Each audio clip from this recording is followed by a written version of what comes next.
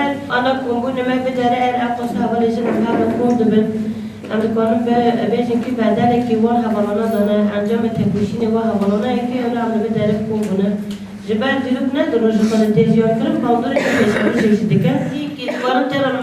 اوجم تر در کم در و همه قاپات کردن درمان لیکرن او کارگاه هم دادم بر آگه شدن دوی کارگاه دار 129 جن به شوات را روبرومان و همین جان خوش دستان فقط انجام با هرکاندن خونه دان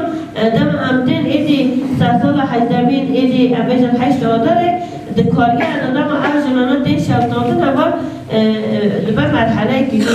امور خود دیرو گرفته اتا ببین داره تکوشین جنان سر چه اساس پیش کرد لحد در دنیای جن رابون جبوی سرکاتی خواشی چرا هدا نه تنه جبو تکوشین آزادی کردستان را جبو تکوشین جنان سرکاتی خواست ببه برسبکی خواست خواهدی جوان در کبه اتا به تحلیلات تصرف دبی مجاره چه بون چه تیده پیدا کرد دید که اصلا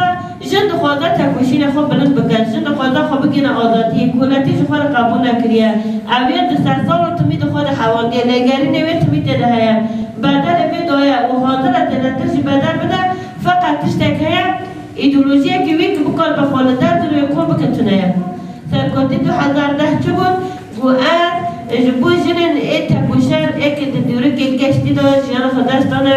جبو که جنن روز ایره دناب تکوشین دانه و جبو جنن که دخوادم پشروج خوب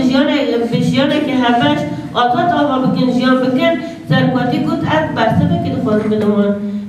کده شهیدن ای جن خودی در کبم سرکاتی گود از علم جنولوژی دیاری ما بکن برد دبر بس دیوانه داخل هر طرف کن بکن جن که در دبر ببر ناسنامه کن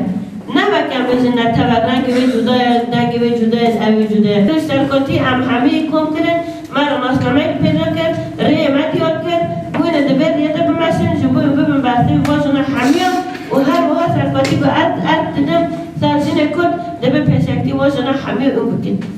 خودش میراث ماشی در کبن پیشکتی به شورشی اون بکن